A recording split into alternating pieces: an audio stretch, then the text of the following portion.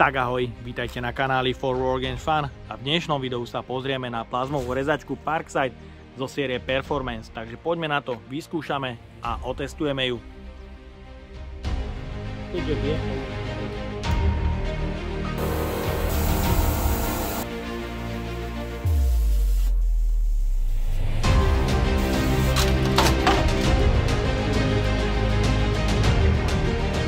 Kaput.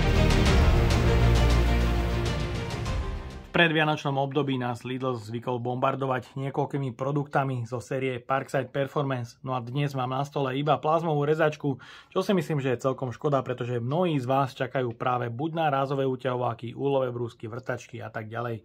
Je to troška škoda, ale budíš, zatiaľ tu mám iba plazmovú rezačku s modelovým označením PPSK 40A1, ktorá má v sérii pozmenenú záruku z 5 rokov stiahnutú len na 3 roky. Predáva sa za 189 €, čo si myslím, že je celkom dosť, pretože je to stále iba 40 A invertor, tak ako jeho predchodca, ale je tu vstavaný kompresor. Takže poďme na to, odbalíme si ho.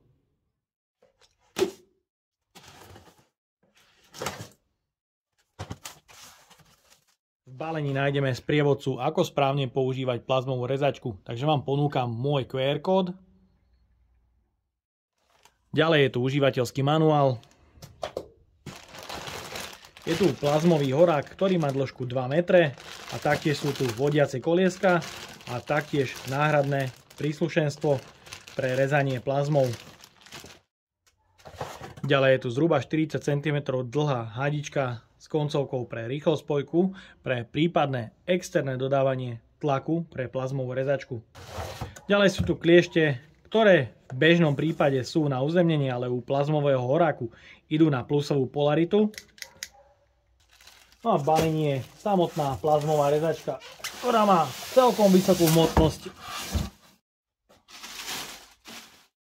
V balení nájdeme dve súčiastky pre výmenu spotrebných dielov v plazmovom horáku. Horák sa ale skladá zo 4 náhradných dielov a v balení máme len 2 elektrody a 2 púzdra. Chýbajú nám tam 2 keramické súčiastky, ktoré sú taktiež spotrebným materiálom. Ďalej tu máme vodiace koliesko, ktoré využijete pri rezaní a tým dosiahnete čo najpresnejší rez po materiále. Ďalej je tu 2-metrová verzia plazmového horáku. Určite by som v Performance sérii privítal aspoň 3-metrovú verziu. Je to ale ergonomicky spracované celkom pekne, slušne, môžem povedať, že v ruke sa to drží dobre, chýbajú mi tu ale pogumované prvky. Máme tu tlačítko pre štart plazmového lúču a taktiež možnosť zablokovať toto tlačítko proti náhodnému spusteniu. Príslušenstvo pre horák je teda štandardné, bežne dostupné a môžete vidieť, horák je ergonomicky spracovaný veľmi dobre a má tu klbík proti zalamovaniu, takže tá ergonomia s tým bude celkom schopná. Po celej dĺžke je pogumovaný proti náhodnému poškodeniu a je tu taktiež konektor, cez ktorý vlastne fúka kompresor vzduch do plazmového horáku. No a ďalej je tu dvojpinový komunikačný konektor. Hmotnosť plazmovej rezačky je 10,6 kg aj so sieťovým káblom. Keďže je to mobilný stroj, zhora máme madlo pre jednoduchší transport, keďže vieme využiť interný kompresor. Z boku nájdeme prieduch odvetrania logo Parkside. Z čelnej strany nájdeme dve kontrolky, jedna pre napájanie zo siete, druhá pre prehriatie stroja, potenciometer, na ktorom nastavíme maximum 40 A, kolískový prepínač na použitie buď interného kompresoru alebo externého kompresoru. Ďalej tu máme konektor pre kliešte plus dvojpinový konektor pre ovládanie horáku a taktiež napájanie horáku. Vzadu nájdeme sieťový kábel na 230 V, ktorý má dĺžku 2 metre a použité káble sú 3x1,5. Vzadu nájdeme tlačítko zapnutie, vypnutie, možnosť použitia externého kompresoru a taktiež ventilátor s aktívnym chladením. Na spodu sú 4 gumené nožičky, keďže je tu vstavaný kompresor, aby nám to na stole nevibrovalo, nerezonovalo a neskákalo.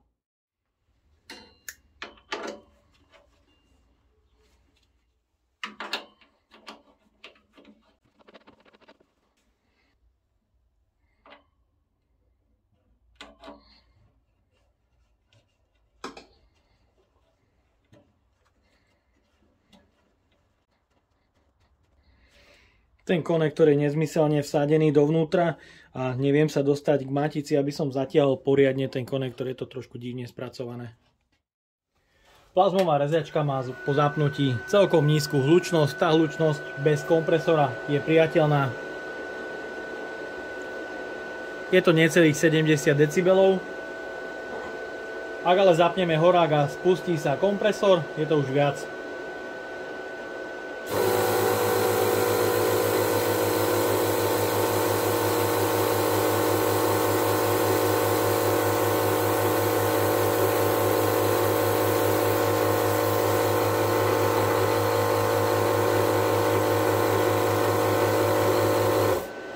Takže je to necelých 80 decibelov, čo si myslím, že je celkom fajn. Ventilátor aktívneho chladenia beží nepretržite a po vypnutí má dobeh zhruba 3-4 sekundy. Pre rezanie plazmovou rezačkou som si pripravil rôzny materiál ako oceľ, nerez a hliník. Najprv odskúšame vstávaný kompresor a taktiež maximálny výkon 40 A. Začíname teda rezaním ocele od hrúbky 2 mm do 10 mm.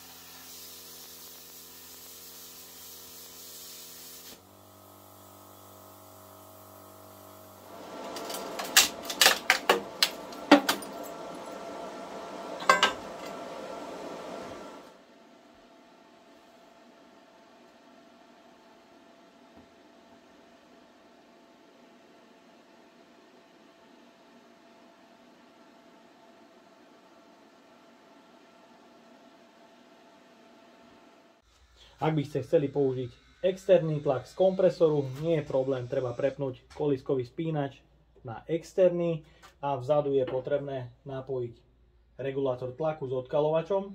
Ten je potrebné nastaviť na maximum 4 až 4,5 baru.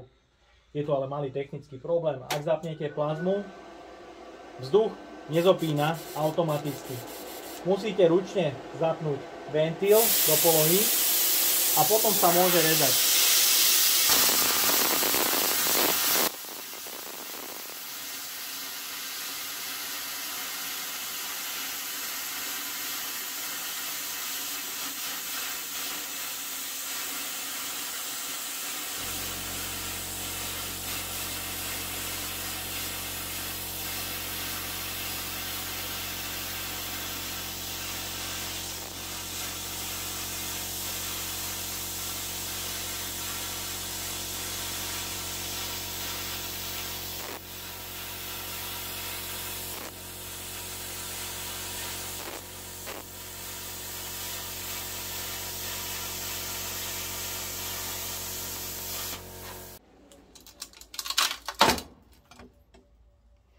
Rez je omnoho krajší, ak sa použije externý prívod vzduchu, je čistejší, je omnoho krajší, takže určite je lepšie používať externé ovládanie, externý prívod tlaku, ale je tu problém s ovládaním. Vzduch si musíte spínať manuálne, čiže ručne, čo nie je boh vie čo.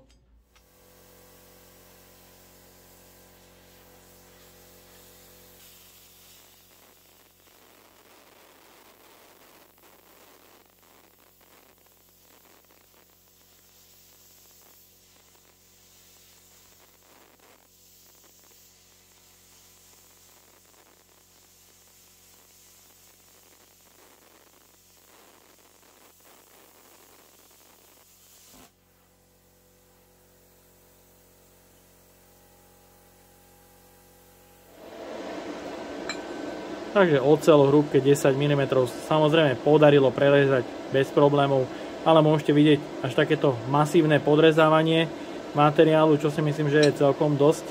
Je to dosť do šikma, takže nie je to boh vie čo, ale samozrejme je to o držaní a vedení horáku. Teraz pokračujeme platňou v hrúbke 10 mm na internom kompresori.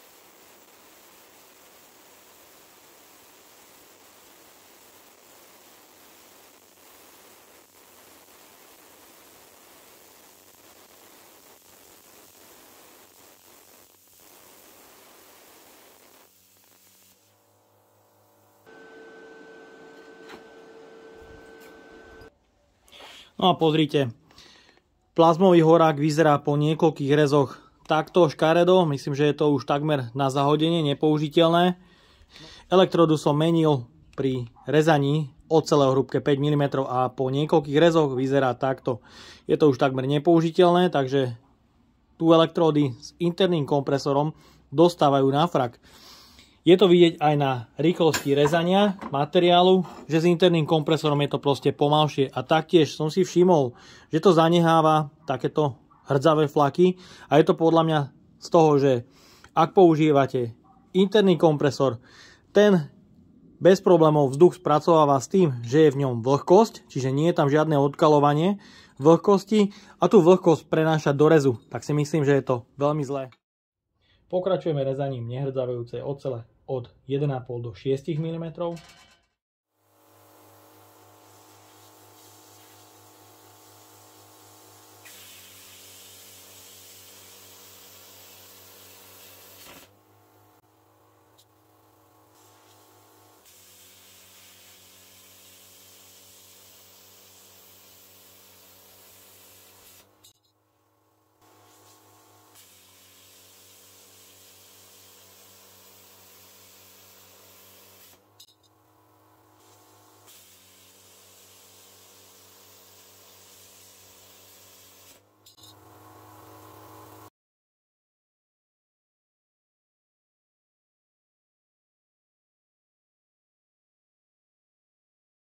Po zhruba 2 alebo 3 metroch rezu je už elektróda doslova kaput.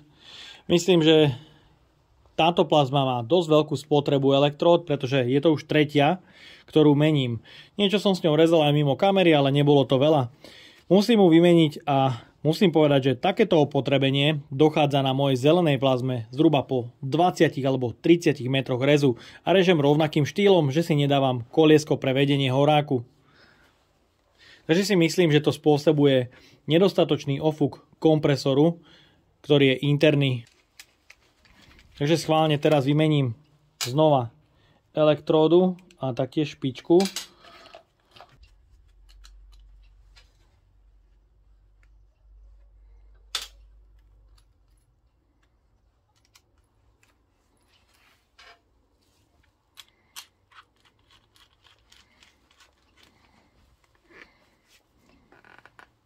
Takže mám tam novú, nastavíme 40 A, použijeme stále interný kompresor a uvidíme, koľko bežných metrov rezu vydrží.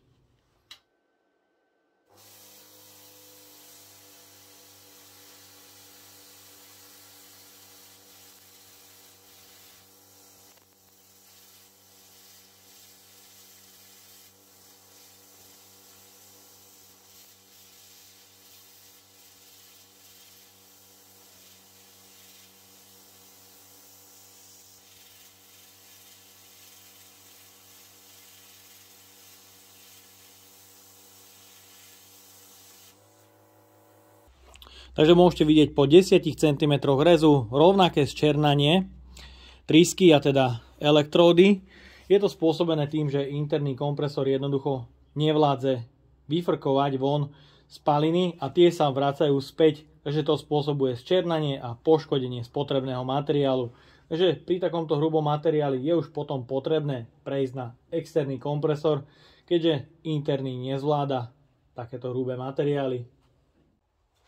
Takže tých 10 cm plazma spravila a pokračujeme z druhej strany novou tryskou s externým kompresorom.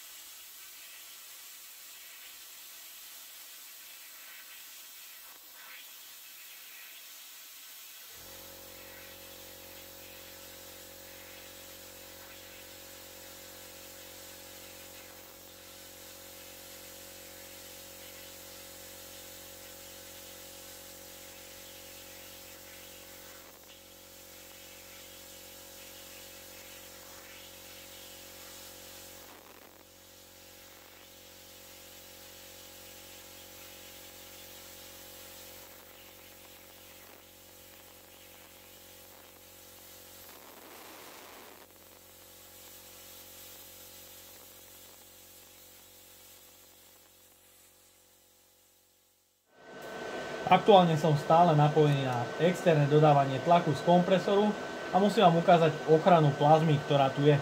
Je potrebné nahodiť regulátor. Ja som ho schválne nastavil vstupný tlak na 6 barov. A sledujte, keď začnem rezať, plazmový lúč sa jednoducho nespustí, pretože plazma má ochranu vstupného tlaku. Jednoducho nezačne to rezať, pretože je stále vysoký tlak. Ak by ten tlak klesol behom chvíľky na 4 bary, začne to rezať. Je to pekne vidieť, že ak tlak klesá pod 4,5 baru, plazma začne rezať.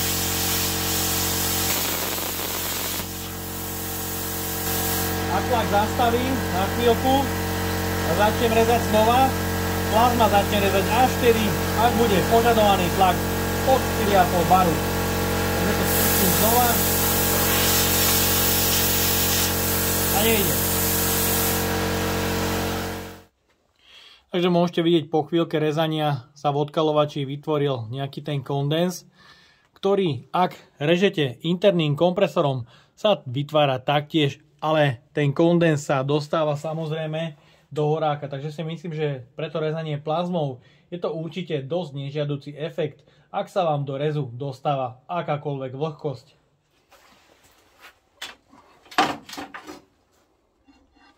Takže rez, ak sa použil kompresor, tak myslím, že bol veľmi pekný, aj ten odpalok tam nebol nejaký veľký, ale môžete vidieť, ak sa robil rez s interným kompresorom na prvých 10 cm, je to extrémny rozdiel. Takže myslím, že tá plazma a 40 A s interným kompresorom má možno výkon nejakých 25, možno 30 A.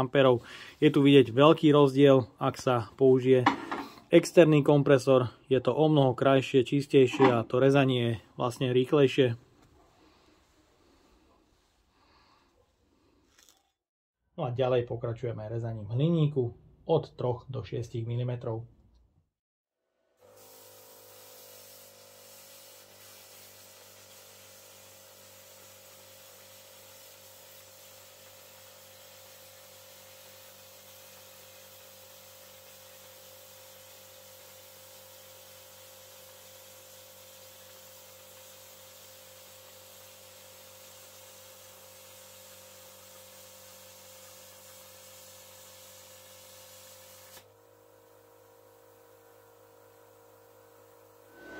Takže materiál o hrúbke 3 mm, z jednej strany to mám odrezané karboškou a z druhej je to plazmou a je vidieť, že ten rez je úplne iný ako na oceli, staví sa to úplne ináč a hliník je vlastne sviňa. Takže hliník o hrúbke 6 mm.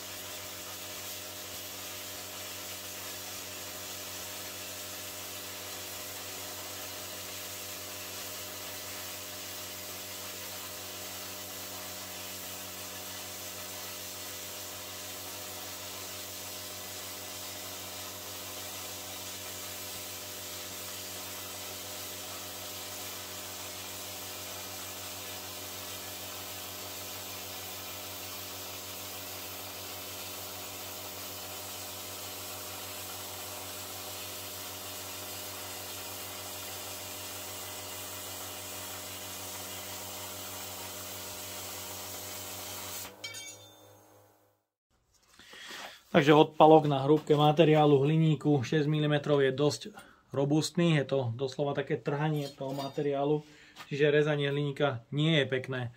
Protikus je ešte celkom v pohode, ale platňa, ktorá mi ostáva celá, je podľa môjho názoru dosť znehodnotená. Je pravda, že to stačí obrúsiť, ale to brúsenie bude skôr trápenie ako brúsenie. Vplyv stavaného kompresoru na plazmovú rezačku bude mať časom určite nežiaduce účinky, pretože sú tu vibrácie, ktoré sú určite nežiaduce pre akékoľvek zariadenie.